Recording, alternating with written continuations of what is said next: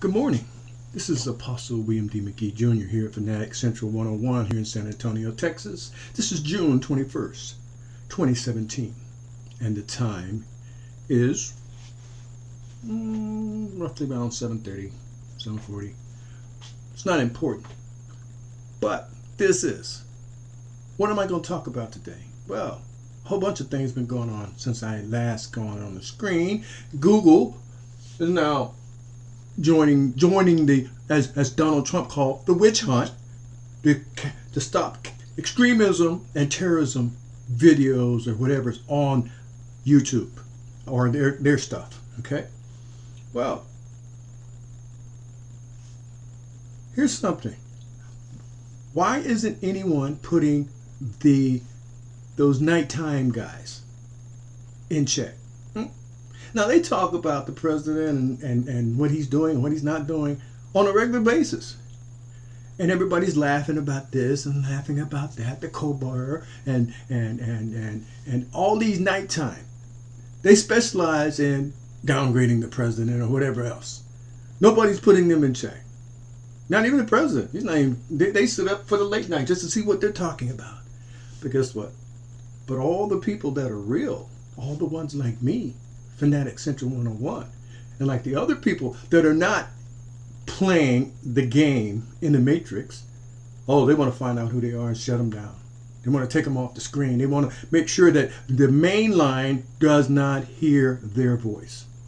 But guess what? I'm going to be on here as long as God allows me to be on here. Let me just open up and say, Berahim Habaim. Assalamu alaikum. Shalom. Mashlom ha. Mashlom mek. Guten Morgen. Guten Morgen. Bonjour. Buongiorno. Mihaba. Kamsamida. Ni hao. And what's up to the rest of the world? Thought I'd throw that in so everybody would know that I'm talking to everyone. Okay? Now, we have all kinds of issues. We got the Korean thing. Like I said, open up saying that. Here's the thing I'm going to throw out about that. These parents are upset with the former president because they said that he could have did more. Even Donald Trump, he's jumping in and said, well, if they had done more, got him back sooner, maybe he would have been in better shape. The young man is gone. Okay? And whatever he went through, he brought it upon himself. Because American tourists, students, regardless of whatever you are, when you go into a nation that is not like America, okay? They do not play by our rules. So if you went to if they tell you, before you even got there, they say, do not touch anything. Do not do anything to bring harm to yourself, or it could have devastating consequences. Now, take a poster, which you could call a propaganda poster, off their wall to try to sneak it out of North Korea. That's an offense. And you know it. But you say, oh, well, America is going to come and save me. No, I'm sorry. The government is not going to risk U.S. soldiers and other people's lives for your stupidity. Korea is not the only place that people get snatched up. You have Americans, always Caucasians, going across the border in Iran, talking about, we didn't know we were over here taking pictures. You got a big sign saying you're now entering Iran. In English and all other languages saying you're now entering into Iran. Trespassers will be caught and put into prison. They're not going to just escort you back across the border. No. Because they put it out there to tell you don't cross. But if you have a problem, you already had a problem of crossing into foreign stuff. And you do it all the time. And then you expect the government and the military to come in and get you out. Well, guess what? Not going to happen. Unless you are some CIA agent or you're somebody working in NSA or you're there, they sent you there and you got caught in there and they got to get you back out before you spill the beans on why you're there. Okay? This stuff is real.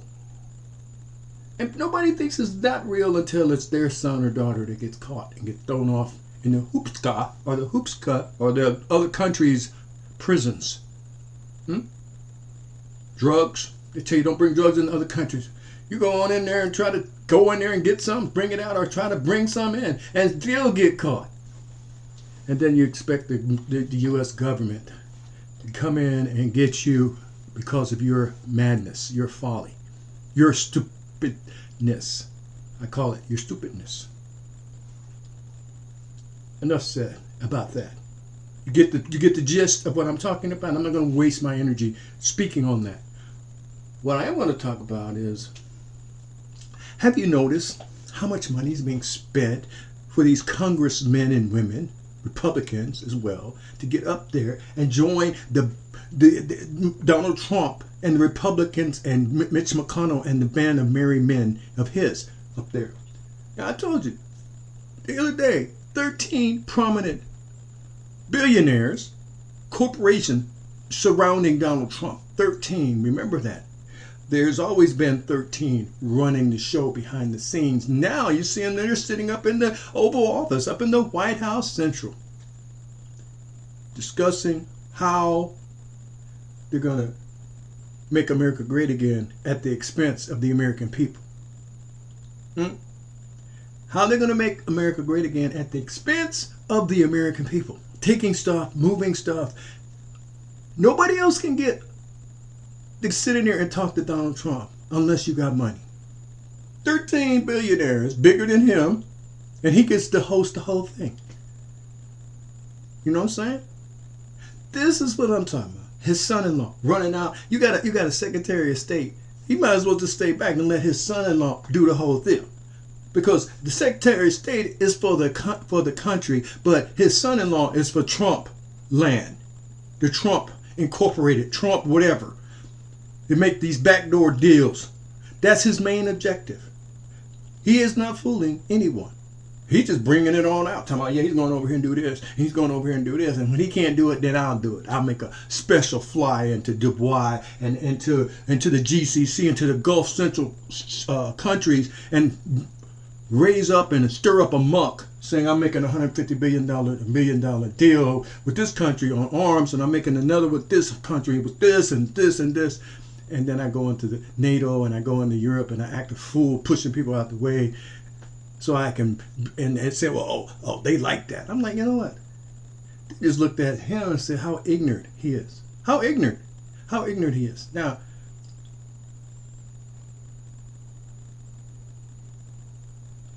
don't get lost in those distractions. Because here's the real deal. The real deal is this. He needs to cause as much chaos worldwide. Everywhere. Especially here in America.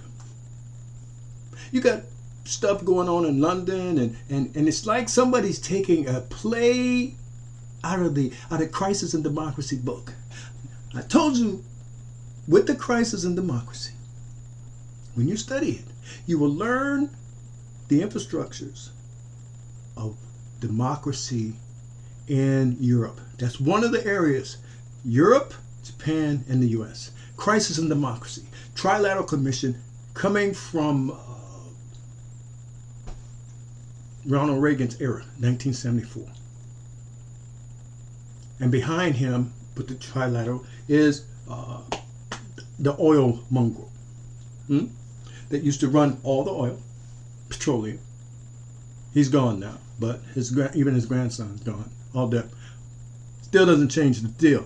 When you learn democracy, when you study the schematics of this, you will learn how to use crisis in democracy to an advantage, to manipulate and change other countries' outcomes. This is what I'm trying to tell you. Because see, people they think that, oh, he don't know what he's talking about. He's a conspiracy theorist. The conspiracy theorists spend a lot of time, they just not talk, they spend a lot of time studying and analyzing the movements of leaders and other things that's going on in the country. That's why it's so important that they take them off the air. That's why it's so important that Google and all whoever's running the FCC and whoever's running the internet locks them out, like me. They can't have me telling you the real deal, the real schematics. Mitch McConnell's up there talking about health care and behind a closed door. I told you the GOP, the grand old party, which is more racist than what people can imagine. He's going to come out with his own plan. Like he says, he went nuclear on everybody else just to get the Republican agenda. Well, guess what? That is the biggest godfather that you have to fear in America. Bigger than the other godfathers, them criminals, no, you don't have to worry about them. These dudes here are more dangerous because they control your life. And nobody can stop them. No one, except for God and the people. But the people need to have the desire to make a change. Donald Trump said, I'm going in there to drain the swamp. Guess what? He just got played.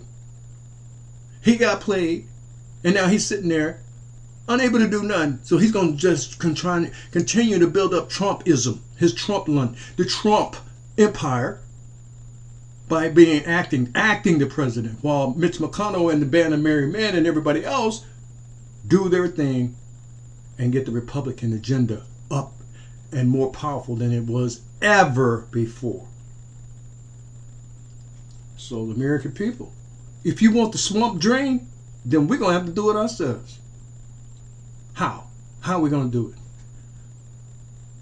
We got to be more careful in who we select to go to Washington.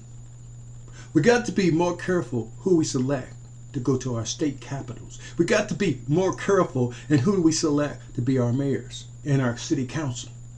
Because whatever's up at the top is already being played at the bottom. You see in Georgia how much money flooded in there just to get a Republican candidate to overrun a Democrat. So you see, it's a money and it's a super PAC game. They're playing not to help you, but to help their own selves. See, that's how you're going to make America great again. America is already great. It never was weak. The only time it got weak is when you allow other people to make decisions for your own selves. That's how countries get weak. When they allow other people, they send up, talking about, we got to send this person up to Washington and they're going to speak for us. No, not going to happen. It's like that you see on television, Shark Tank. You got these sharks circling. I'm talking about these great monster whites. Mitch McConnell, GOP, Tea Parties. You got all these hidden little people. They're big. When those little minnows, they think they're like big enough to go talk up in Washington. But guess what? They got so many committees, subcommittees, and all this to tie them up for the time that they're there. That their voice will never be heard, and neither will yours. How you drain the swamp? How do you change it? Well, first, you got to make them scared enough to know that we mean business. But we don't mean business because we're too tied up in their following in their distractions. They're saying, we're gonna mess with your health care. Well, guess what? You mess with somebody's health care, they're gonna back off. They're gonna be like, wait a minute. That means I can't go to the doctor. I can't do this. I gotta do this. And they got you. Or they're going to be messing with something else. We're going to mess with your food stamps. We're going to mess with this. We're going to mess with all the welfare things, the benefits that you used to have. We're going to stop that. Now you got the American people backing off, saying, well, you know what? Maybe if we act like we didn't hear this or ignore it, that it'll go away. Well, guess what? It's not going to go away, people. It's not going to go away. The only way you can fix this is that we, the people, have to fix it before it's too late. But I've been telling you, it's already too late. Because once the 10 regions came into existence, once New World Economic Order comes into existence, once all 10 of them are up and running, PIF is the last one, or TIF. They can slow it down, but it's still going to be coming into existence. Time for me to go. See you on the next go round.